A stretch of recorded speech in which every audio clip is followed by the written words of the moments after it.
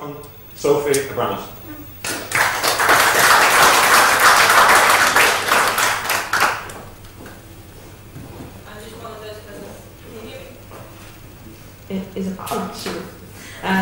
I'm just one of those people that never can stand still when talking, so I'm just going to move back and forth. When moving from print to digital, we constantly got, as an old Yellow Pages player, constantly got the question, what are you and what differentiates you from Google? This question, of course, came from a lot of investors, for example. And I would like to just draw an illustration of what we do. In the digital value chain, we're an aggregator. We filter and organize and present local information. How does that compare to Google? Well, for example, if you're having a bathroom leakage and you're standing with water up to your knees, you basically just want to have help immediately. With all due respect to Google, when performing a search there, you basically get a lot of information. You just want to have a plumber, but when doing the search, you basically find the wiki site of plumber, you're getting the tools that the plumbers use, you have the plumber associations.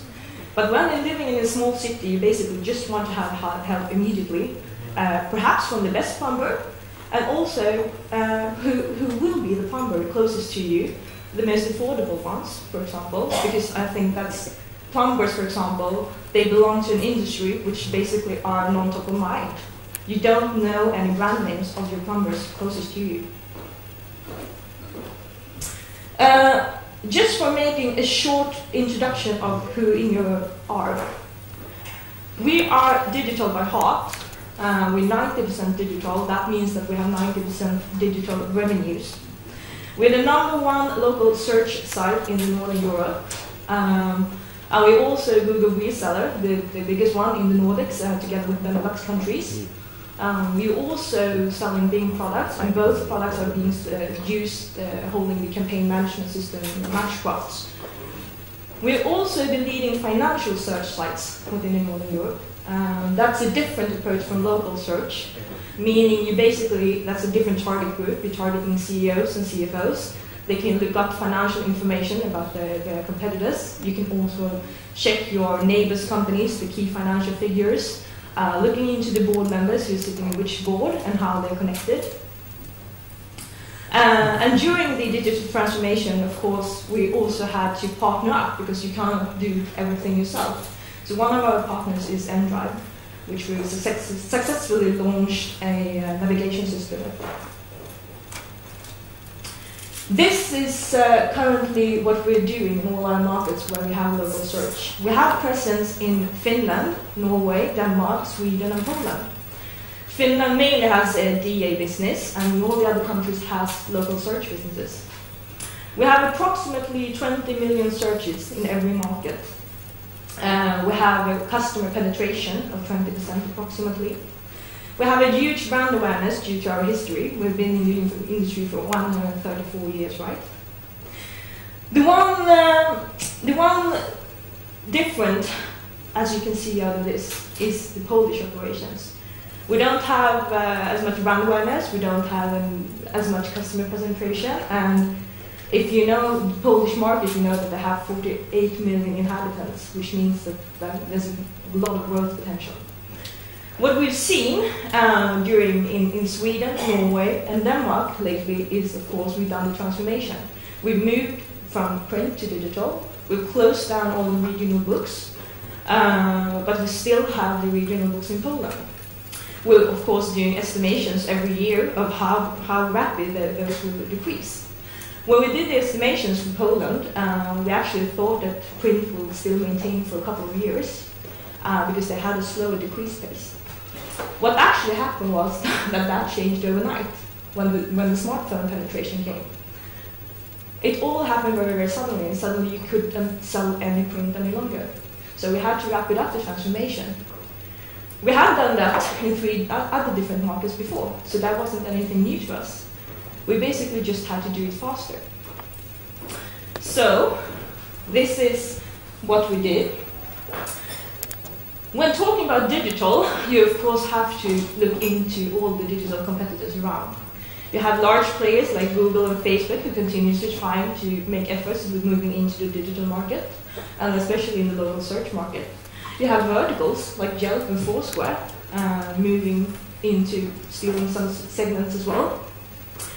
And there are some very main differences between print and digital. And one is, of course, time to market. Because when having the print business, that allowed a quite slow time to market. You could go to a customer, as Peter said, once yearly. You can sign up him and one day and the order, and then 9 months later, the book actually got published.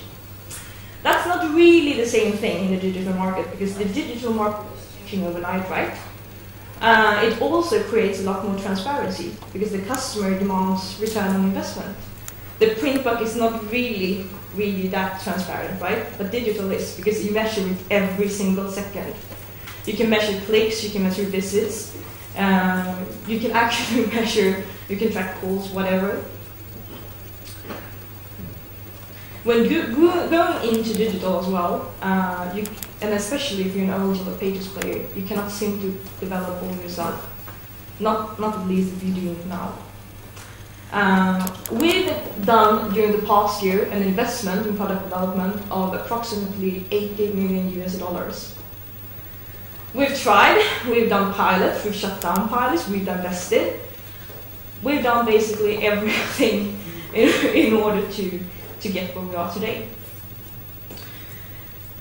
In 2013, that was last year, we got a phone call from Etisalat, which is the 13th largest telco operator in the world. And they've been searching for a good local search platform, the best one during the whole world. And that's why they called us. And they said, would it be okay if we would piggyback on you? Because we've seen that you move into one platform, moving from 4 different product development value chains, consolidating that into one. So would it be possible for us as well to join you? At first we were a bit confused because Etisalat, they have a great brand name, they have their own product development, they're large, they have the ability to invest many millions. They have the brand awareness, they have a great content database, which is the heart of the business when you're moving into digital. They have a sales force and they have customer relationships. But they told us that we simply do not have the time creating all this ourselves. So the same year, we went into discussions, and this year we launched together the new platform Connect.ae. As a part of this, Etisalat also got to be a part of our roadmap, which is very beneficial not only for us but also for them, because this means that they get to be a part of the product development, and we get more insights of actually what's attractive in the market. But what we've seen is that global trends, of course, also get local trends, and that the user behavior across the world and the market is not that different, wherever in the world you are. I would like to share with you what our platform actually does. That happens. And also what products we're offering. I will leave that part to Joachim.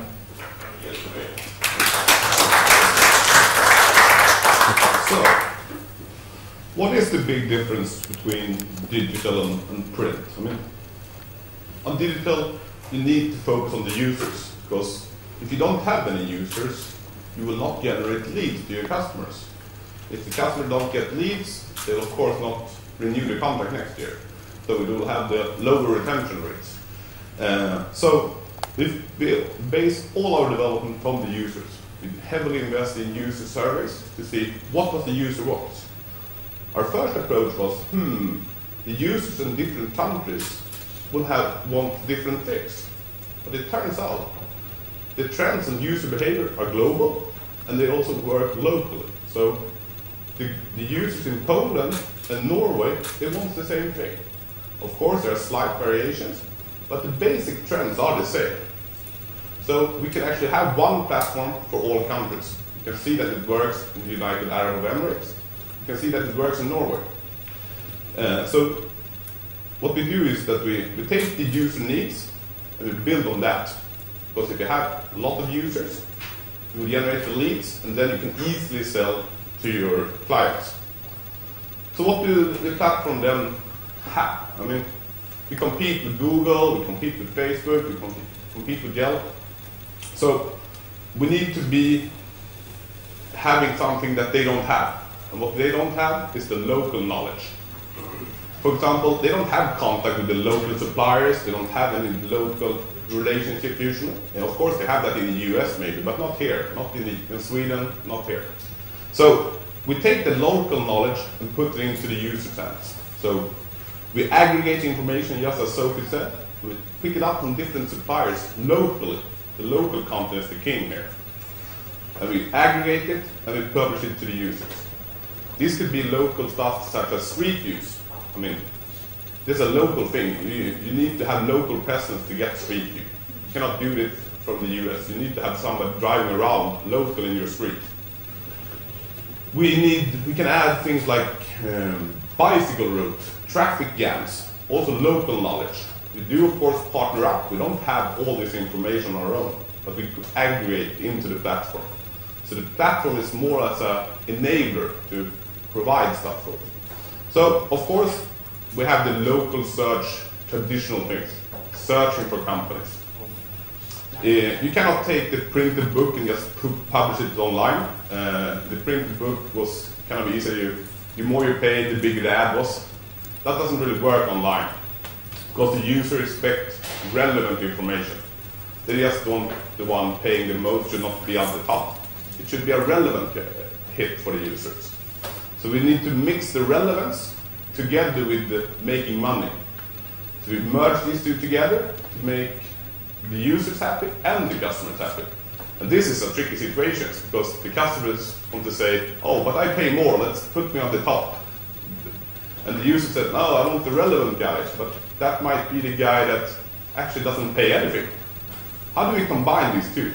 And that's where we put a lot of this money that Sophie talked about. I mean, how do we mix users and customers? The basic idea, of course, is to have a responsive site. I mean, and we didn't talk about it yesterday, and I understand that not everybody knows what it is. I mean, a responsive site for me is a site that works on all devices. No matter if it's a tablet, a PC, or a mobile phone, or a connected car, it's a Tesla electrical car. You have a built-in browser. Your site should work there as well. Any other devices that's coming up. I mean, they have the wearables coming now. I mean, should your site work in a watch? How does it work? It's a really small one. So we need to be able to adapt to that. And then the solution is responsive design. The site adapts all the time. Of course, we also need mobile applications. And here we actually invest a lot because at the moment we have roughly like 35% mobile usage. And that is, of course, increasing a lot. And I can see it here as well. I mean, you both have at least at high numbers. And so what we do with the mobile app is that we can build the brand awareness a lot, because if people download the app, they know about us, we can push information to them as well. So we have several different apps. We have the traditional local search apps, which is kind of similar to the site, but we have some built-in features that you cannot do with a site, such as caller ID. It's also connected to your Facebook friend to see whether they're checked in and things like that. But we also have vertical apps, such as the navigation app with Eniro that we talked about yesterday. We also have a sea pilot application. So if you take your boat out, you can see where you can go and where you absolutely should not go, of course. And all these things are available for the user. It's local, and they really like it. We have now generated new revenue streams, as Eniro talked about yesterday. I mean, we have in-app sales. I mean, we're actually charging from the users. We have never done that before, but now we're actually making money both on the users and the advertisers. So that is totally new for us. So we're now experimenting a lot with that. I think we're up like $1 million, something like that, in in-app sales this year, and this is totally new for us. The platform does not only have something for the users. We need to be able to handle customers as well. And as Sophie told you, I mean, Before it was kind of a slow pace, you took in the order, it took a while before it was published. Now it needs to be instant. The the customer calls and says, oh, I want to upload a new logotype. Bam, it should be out in 5 minutes on the site, on the mobile applications. And of course you need the tools to make that happen. We have a platform to handle all the products that you can sell within the platform. And this is everything from the traditional Yellow Pages product, such as logotypes and text, but also new products, that's the video that we talked about yesterday. I mean, we need to handle all these products, and we need to do it fast. Because if we're missing out on something, and the user expects it, they will leave. Because they're not that loyal, to be honest. They expect the best. If they don't get the best, they will move on. And of course, we're competing with kind of small companies such as Google, of course. They invest heavily in product development as well. So we need to be on our toes. We need to be there when it happens. If we're too slow, we will not survive. And that is why we invest so heavily in product development. So the Eniro global platform. I mean, what we actually did, we were running the same platform for all our 4 countries before. One product development, one technical platform. Of course, we did it to save money. I mean, that was the basic idea. I mean, we couldn't afford having multiple development platforms. But then Etisalat came to us and said, oh, can we piggyback on you? And the first idea was to actually buy the platform, just off the shelf. Say, okay, let's buy it as a software. And they're like, yeah, okay, how do you do that? We've never been into software as a product before. But then we realized that it's probably more beneficial for both Etisalat and us if they're actually teaming up with us. So they are now just another country in the platform. So we have 5 countries instead of 4. So what they do is they handle the local touch. Because you need the local touch. You need the contact with the customers. You need the local suppliers for data. So they handle that. We take the data, both from the sales and from the suppliers. We put it into the platform, aggregate it, and publish it out. So they handle the local, and we handle, you can maybe call it the common part, maybe.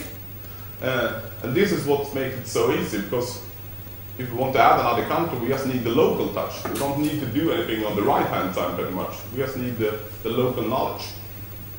And it has been working quite well. The biggest problem for us when we were going to United Arab Emirates was actually Arabic, because it's right to left language and not left to right as we read in Swedish. But it was not a big problem as we thought from the beginning, but it was something new and cool for us because we've never been working with Arabic before. So I know that print is big here, so I will talk a little bit about what kind of products do we actually sell to the clients on the platform. You can say that there are 3 types of products, you can say. We have the traditional ranking products. If you want to be mean, you say, the more you pay, the higher up you will end up. It's not that easy, but roughly that. This is, of course, means that we can bid on each placement, meaning that, oh, I will pay $2,000 for this spot. Oh, but I'm willing to pay $3,000. You can increase the prices by that. You also get a kind of a good feeling what that later on, but the higher up you end up, the more clicks you will get. The more clicks, the more leads. The next type of products are presentation products. This can also remind us of the printed book. I mean, you have your logotype in the ad and things like that. But now, of course, presentation is even more important, because the presentation needs to adapt to the users as well. I mean, take this hotel, for example. I mean, it has a great restaurant/nightclub that we saw yesterday, and they also have a hotel. So if the users search for nightclub, the hotel will of course pop up because they have a nightclub. But how should they present themselves? Should they have a picture of the hotel room with a text saying, we have great comfortable beds? No, not like they have search for a nightclub. You want to see people dancing, the bar, things like that. But if you search for a hotel, the same place will pop up, but they should present themselves differently. You need to adapt to the users. Because if you don't do that, it will look very static. It will look like a printed book. That is not what the user wants. They want something that feels up to date and fresh. And here we can also pretty much use a little bit of bandwidth as well, because even the smallest guy, he might be a single person, he wants to look big. He wants to have a video like the big players do. I say, oh, let's do a video. It makes me look big. Even if it's only one guy, you can actually make him look good, look big by just presenting him better. So a little bit of vanity is in this category as well. The last category that we have is what we call searchability. I mean, take Sweden. Sweden is kind of big country in area. We're not that many people, but it's a big in area. So a small carpenter, to be able to make a living, he must be willing to travel. So I'm located in Stockholm, which is the capital of Sweden. But to be generating enough revenue, he needs to travel to other cities to do his work. Of course, when you search carpenter Stockholm, he will be there. But if you want to be searchable in the other cities as well, we charge extra for that. Because he is willing to travel, but not all carpenters are. But also, it's really important here, we never exclude anyone. Because the users expect all companies to be there. So when they search, they want to get the hit, because they get the hit on Google, to be honest. I mean, Google doesn't exclude ones. Some days they do because people cheat with SEO, but apart from that, they don't exclude. So we need to have a complete data set. We don't exclude anyone. Even if they're not paying, we don't exclude them. Really important. But we give them extra searchability if they pay more. So maybe more areas is the most common one, but you can also say more categories, for example. So what is different between us and Google and Yelp is that we capitalize on all placements. This is not unique for Eniro. All local search, Yellow Pages do this online. But this is something that is different between us and Google, because Google has the sponsored listings on the top and the bottom and to the right and everywhere now. But they don't make any money on the organic hits. We make money on every hit, because even if you're on placement 15, we still be able to charge, and we will still be able to generate leads. That's important, because, of course, as you can see to the right, the higher up you end up in the result list, the more leads you will get. But we'll still generate leads pretty much everywhere, but of course lower, but those people usually pay less, so they will still get return on investment. And that's the important part, because as long as we give the customer return on investment, they're willing to extend their contract with us. If we don't do that, of course will they not continue with us, because that's the truth. I mean, why should you invest in something that you don't get any money back from? If you get money back, they will continue with us. And okay, money back. Okay, so how do you generate money back? I mean, of course, it starts with conversion. And this is also something that is different between local search players and Google. I mean, local search players such as Eniro has a very high conversion rate. Roughly like 36–37% of all our users contact the company within 24 hours. That is not the same on Google. Not 37% of Google users contact a customer within 24 hours. This is contact by my mail, by the email and phone, you can call them. So, of course, the measurement is really important. If you don't measure it, you cannot prove it. If you cannot prove it, the customer will actually not believe you. This is really important. So what we do to actually prove our return on investment? Every month, we send out a monthly newsletter. This includes each company's personalized report saying, this is how it looked for you last month. How many times did you appear in a search? How many people clicked on you? How many people called you? Which search words were the words most used when looking for you? Okay, they look for a nightclub. Maybe I should promote that business a little bit more, because that is why people are looking for me.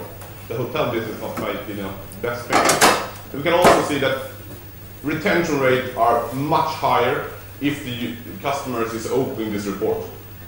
Because if they don't open it, they don't see the value. If they don't see the value, they will not extend the contract. So measuring and proving is really important to keeping the customers.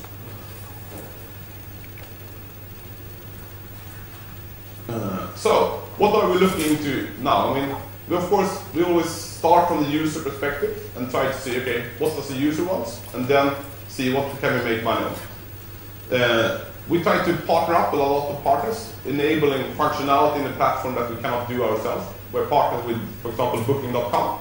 So you can book hotels directly on our site. You can book restaurants, you can book a hairdresser, masseuse. We of course want to extend that. We want to be able to book anything pretty much. Book a car repair, book your flight ticket, whatever. I mean, try to be a one-time shop, because all these bookings, they of course is the absolute proof that you generate leads. If you actually see that I give you revenue, you booked 10 hotel rooms for me, I charge for them, and you are, of course, then you can see that you get value for money as a customer. So you see the return on investment. And this is really good, both for the user because they want it, and the customer wants it. Of course, mobile, I mean, we have 35% mobile usage. We capitalize on that also already, but since the usage trend is going even more in the mobile direction, we need to capitalize on that even more, introducing even more mobile offerings for the clients. And the last thing that we investigate is, I mean, the current payment model is pretty much still similar to the printed books. You pay a fixed price, and the more people are getting used to Google, they won't pay per performance, because that's also the proof that you actually get return on investment. The customer will never be afraid that am I paying too much? And of course, we're not afraid that they're paying too little either, using pay per performance. So this is something that we will introduce even more in the platform the upcoming months. Yeah, that was pretty much it from us on Eniro. So Ben, you're up.